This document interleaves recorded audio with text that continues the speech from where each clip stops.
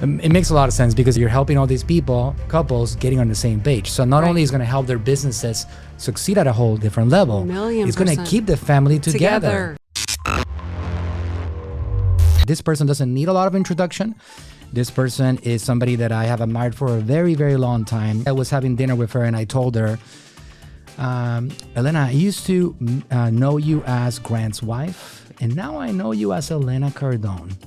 And without further ado, Elena Cardone, welcome to the Social Marketing Hour. I'm so happy, so humbled, so proud that you're here with us today.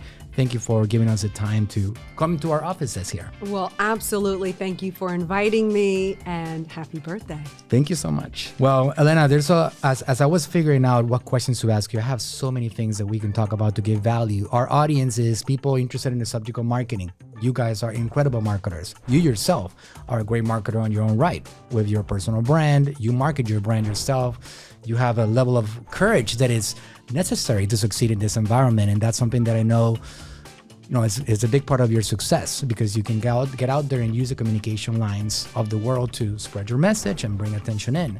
What is your role in your personal brand? How would you describe that?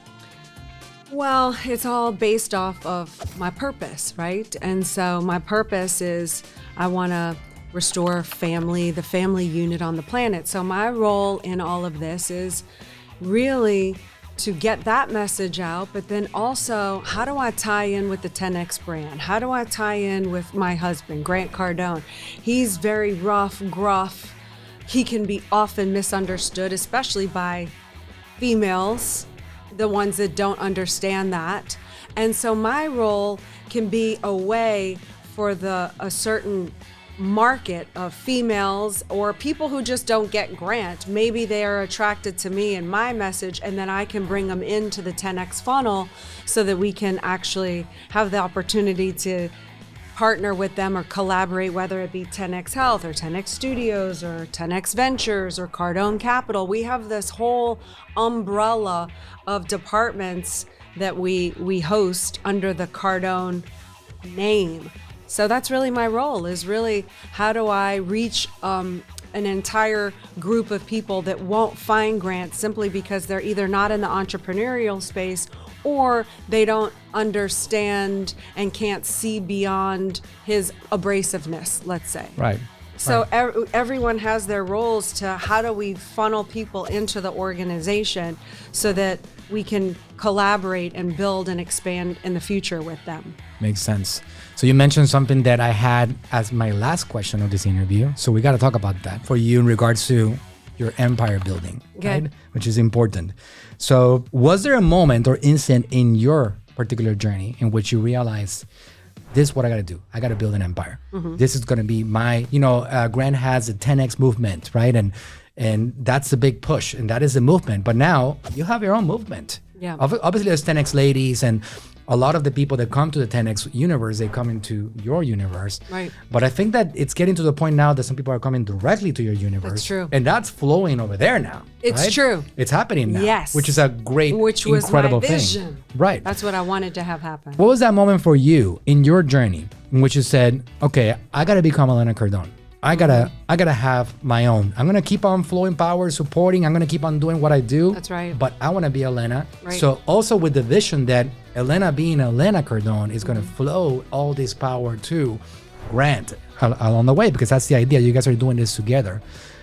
A moment in time. Yeah, a moment in time was when probably 3 years ago is when I got serious. Now, 2008 is when I had the concept of the empire, and that's what I helped construct for our vision.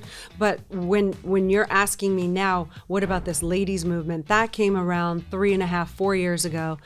We were hosting a growth conference. Pyromaniac one? The fire one?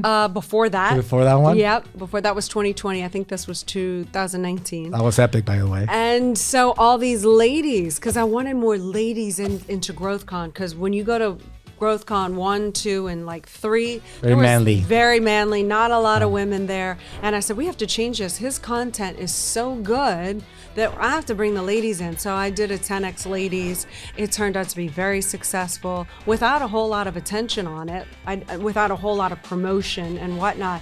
It was a very successful event. Then I repeated it year after year. Then the feedback kind of instructed me, because the feedback was, what are you doing? And I thought what I was doing, everyone was doing. Right. Then I realized people don't know what I'm doing, which is very unique in how this whole thing came about and how we actually worked together in a coordinated manner to reach a heightened level of success together, and what that took and how we had to be together and fortified to fight the enemies and the whole thing.